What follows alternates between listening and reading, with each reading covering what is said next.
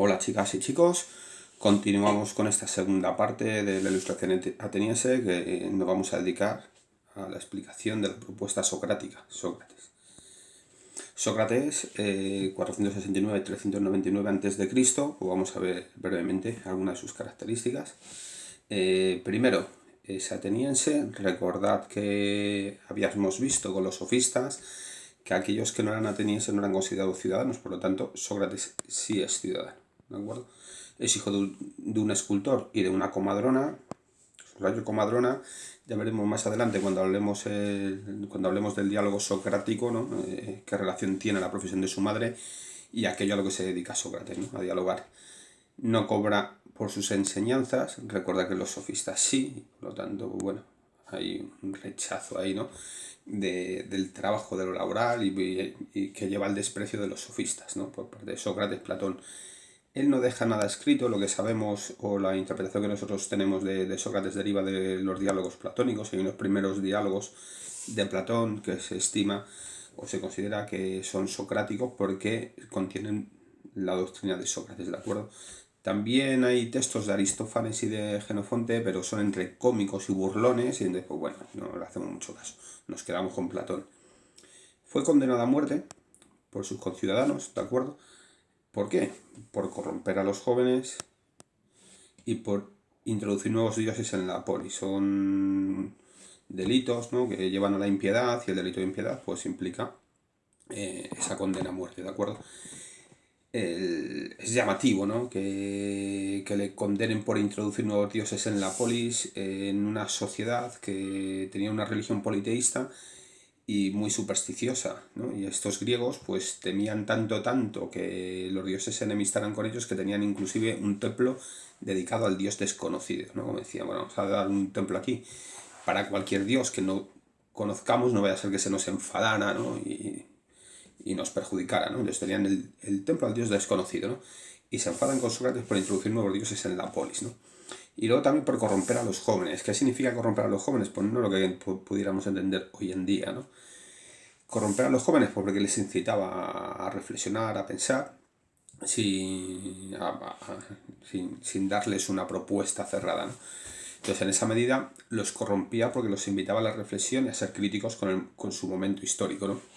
Y eso era un poco molesto. Él es condenado a muerte. Pues bueno, hay un libro de Platón que narra este momento, que se llama La Apología de Sócrates, cuenta un poco el juicio tal, y las cosas y las reflexiones de Sócrates. Y lo que se nos cuenta también en otro lugar es que realmente nadie le quería condenar a muerte. Es decir, lo que querían era que se dejara, ¿no?, de pasear por Atenas y preguntando, dialogando y dejando en ridículo a los políticos y a los sofistas, ¿no? Entonces, cuando resulta que le condenan a muerte porque se ha encontrado culpable de estos dos delitos, pues como que todo el mundo quiere que se fugue, ¿no? Y facilitan la fuga y la planifican sus amigos, los ciudadanos que les son más cercanos, ¿de acuerdo? Sócrates no se fuga. ¿Por qué? Porque él considera que aunque las leyes de la polis sean injustas, hay que cumplirlas. Por delante está el deber de cumplir las leyes.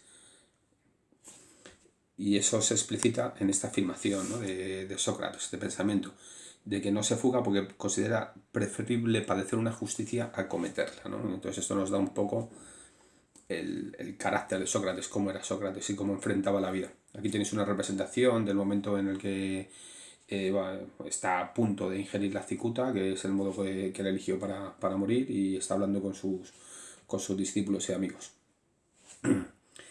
Tenemos a Sócrates pues en relación con los sofistas, porque son coetáneos, ¿de acuerdo?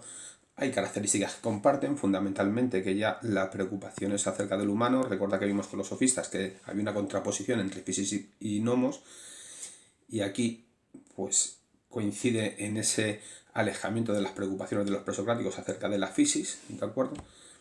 Pero se diferencia de los sofistas, o sea, no hay características que hace que no debamos introducirle dentro del grupo de los sofistas. Por una parte, no entiende el conocimiento como un medio para el éxito social, ¿de acuerdo? Recordar que con los sofistas era necesario desarrollar la habilidad del lenguaje para persuadir y defenderse, ¿no?, en el espacio público, en el ágora. Aquí no, aquí es el conocimiento para alcanzar lo universal, que es lo que veremos, para alcanzar la verdad.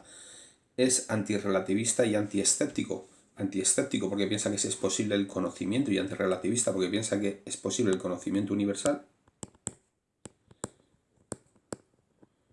que sí podemos obtener un conocimiento universal y como es universal vale para todos y cada uno, es el mismo, y también se diferencia de los sofistas en lo que entiende que es el uso del lenguaje. El lenguaje, Sócrates entiende que se debe desarrollar a través del diálogo y que es un medio para alcanzar la verdad. ¿Qué verdad? Pues esta verdad que es universal, una y la misma para todos y cada uno.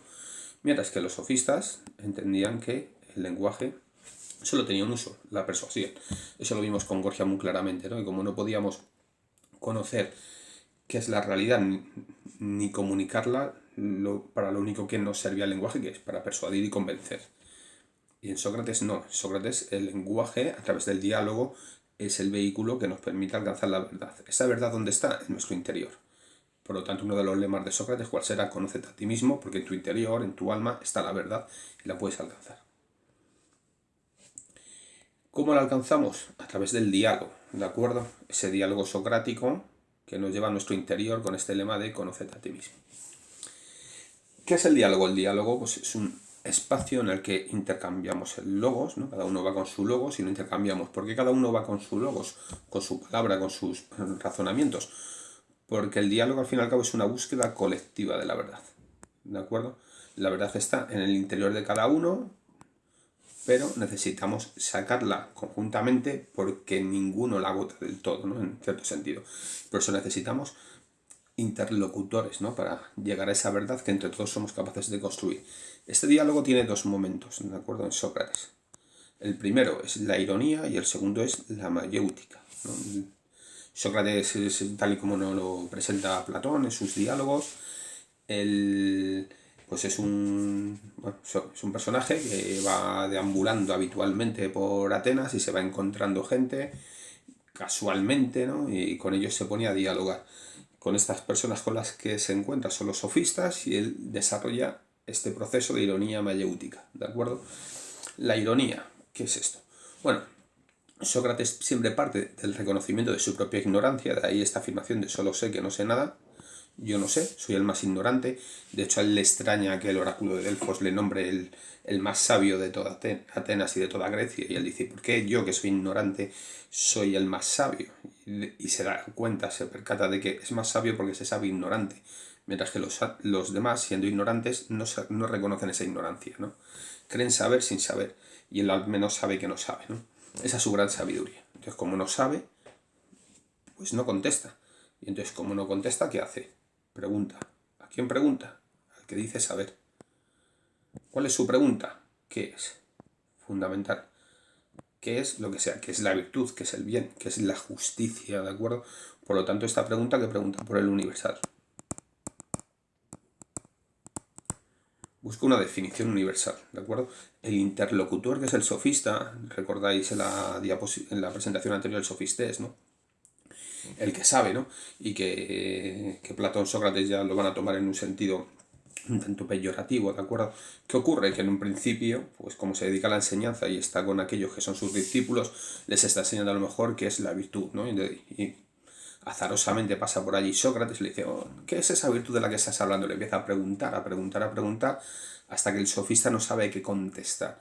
Y en ese momento el sofista, que supuestamente es el que sabe, el que quiere saber, termina reconociendo su ignorancia, termina reconociendo que no sabe. Y ahí es cuando se produce la ironía. ¿Por qué? Porque el que dice saber tiene que reconocer que no sabe. ¿De acuerdo? Una vez que reconocemos nuestra propia ignorancia, esto es muy interesante, inclusive lo podríamos traer a nuestro momento presente. Una vez que reconocemos nuestros prejuicios, nuestros estereotipos, nuestras equivocaciones, estamos en disposición de emprender una búsqueda real de la verdad, ¿no? Y entonces iniciaríamos ese momento de la mayéutica. ¿Mayéutica qué significa? Dar a luz. Recordad que os comenté que íbamos a ver qué relación hay entre el diálogo y la profesión de la madre de Sócrates. Su madre era comadrona, una comadrona que asiste en un parto, ayuda a dar a luz a una mujer, ¿no? ¿La comadrona está embarazada? No, no está embarazada. Y aquí ocurre lo mismo, ¿de acuerdo? Sócrates, que se reconoce ignorante, ayuda a dar a luz, ¿el qué? La verdad. Pero la verdad la tiene Sócrates, no, porque se ha reconocido ignorante. La verdad está en su interlocutor. Y él, a través de las preguntas, ayuda a que alumbre la verdad, a que surja, ¿de acuerdo? Que aparezca. ¿De dónde? Del interior de esa persona, del individuo. Por eso el lema habíamos visto que es conócete a ti mismo. Es una mirada hacia el interior, porque en el interior tenemos esa noción del bien, esa noción de la justicia, que es el universal. Y por lo tanto, ese alumbramiento de la verdad es una búsqueda del universal. Si leemos los diálogos platónicos, ¿de qué nos damos cuenta? De que esa definición no aparece. O sea, no aparece el que es la virtud, ni que es la justicia, ni que es el bien. Pero sí aparece generalmente este primer momento de la ironía, ¿de acuerdo? La mayéutica se puede iniciar, pero nunca hay una definición clara y precisa, ¿no? O sea, generalmente es una invitación a esa reflexión, nos quedamos ahí. Aristóteles, que es discípulo de Platón, nos indica que a Sócrates se le deben reconocer dos cosas, que al menos debemos reconocer dos cosas de valor en Sócrates. Por una parte, el razonamiento inductivo y por otra parte, las definiciones universales. El razonamiento inductivo, ¿por qué? Porque parte de los casos particulares, parte de lo particular para, a través de investigaciones, razonando, argumentando, llegar al conocimiento de lo universal, de esta definición universal, ¿de acuerdo? Y por otra parte, precisamente, como quiere llegar a esa definición universal, hay que reconocerle propiamente que la ofrezca. ¿Por qué? Porque en esa definición universal se presupone que hay una esencia permanente, inalterable, de aquello sobre lo que se investiga, se indaga. Es decir, que hay una esencia de lo que es la justicia, más allá de lo que cada uno de nosotros podamos pensar que es la justicia, ¿no?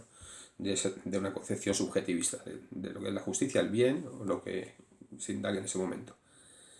Entonces, bueno, tenemos aquí la estructura de lo que es el diálogo socrático y ahora vamos al intelectualismo moral de Sócrates, que también es muy importante, ¿de acuerdo? En Sócrates se da una relación entre el conocimiento y la virtud. ¿Eso qué quiere decir? Que no se conoce por conocer, sino que hay una dimensión práctica del conocimiento. Quiero conocer qué es el bien, ¿para qué? Para actuar bien. Quiero saber qué es la justicia para ser justo. Quiero saber qué es la virtud para ser virtuoso. ¿No? Hay una relación entre conocimiento y virtud, hay una dimensión práctica del saber del conocimiento, no es un saber por saber, ¿de acuerdo?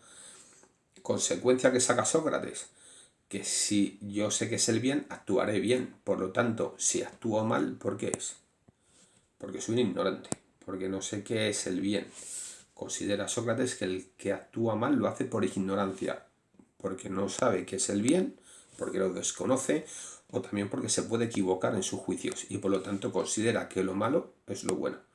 Realiza un acto malo, pero no con la conciencia de que sea malo, sino pensando que ese acto es bueno.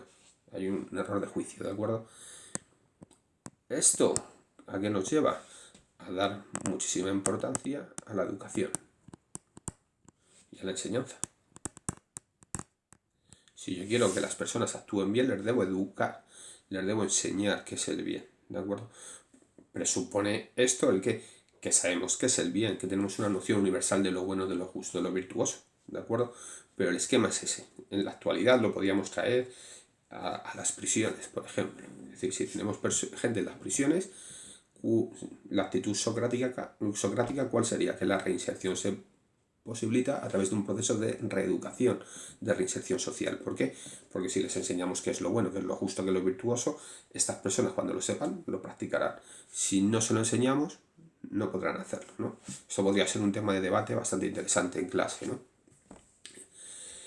Esta identificación entre saber y virtud, que hemos visto, conocimiento y virtud, ¿de acuerdo? Por una parte, se opone al relativismo de los sofistas, porque ahora ya la virtud es una y la misma para todos, aunque no la podamos definir porque no hemos llegado al desarrollo ese momento de la mayéutica socrática, pero es una y la misma para todos, y eso se funda en que hay un conocimiento universal, ¿de acuerdo? Entonces, tenemos aquí el intelectualismo moral, que es una propuesta que no deje indiferente, yo creo, ¿no? Que nos ayuda a reflexionar y a replantearnos determinadas preconcepciones que tenemos. A partir de Sócrates, después de su fallecimiento, ¿de acuerdo? tiene distintos discípulos y algunos de esos discípulos fundan escuelas que se llaman las escuelas socráticas. La primera, que es la escuela platónica, que funda en Atenas la Academia, que estudiaremos en el tema siguiente, ¿de acuerdo? Y bueno, aquí apuntar brevemente, porque vamos a profundizar más en su pensamiento, que desarrolla la teoría de las ideas a partir de la búsqueda de las definiciones universales de los universales de Platón, ¿de acuerdo? Luego tenemos otra escuela, desarrollada por Euclides de Mégara, que es la escuela de Mégara. Aquí hay una influencia de los eleatas y Sócrates. Los eleatas, recordar que eran los presocráticos, esa dialéctica del ser, ¿de acuerdo? Que da unas características. Euclides lo que hace es identificar el bien y el ser con Dios. El bien, el ser y Dios es lo mismo. Y considera que cuando hablamos de las virtudes, nosotros planteamos que hay distintas virtudes, ¿no? Y demás. Entonces, porque todas las virtudes al fin y al cabo no son ni más ni menos que distintos nombres para una única virtud. Solo hay una virtud que identificamos desde distintas perspectivas, ¿no? Por decirlo de algún modo. Aquí tenemos a Aristipo de Cirene, que funda la escuela de Cirene, ¿no? El que va a dar lugar posteriormente al desarrollo del hedonismo.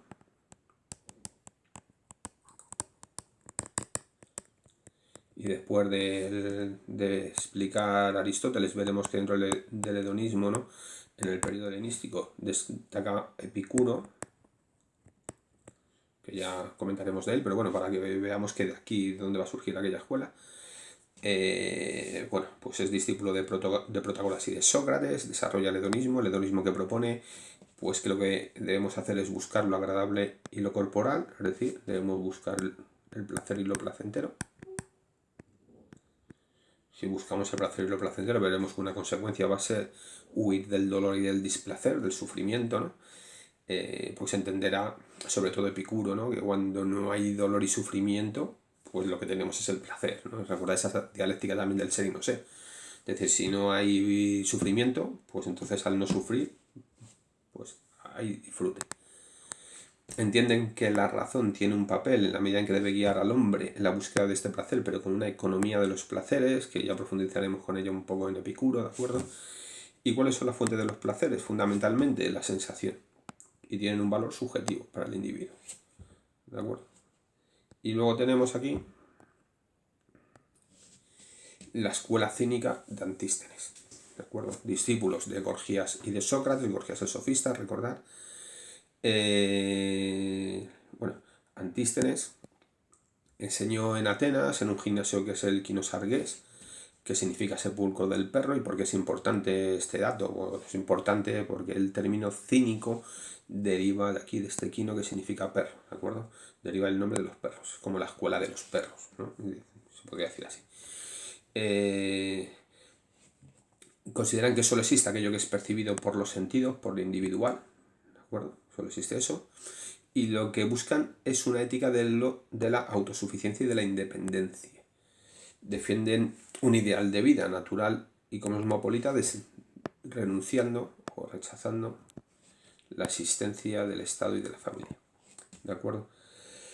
Consideran que para el sabio que no hay ni patria, ni leyes, ni familias, ni diferencia de clases. ¿De acuerdo? Ellos se fijan en los perros. ¿Por qué?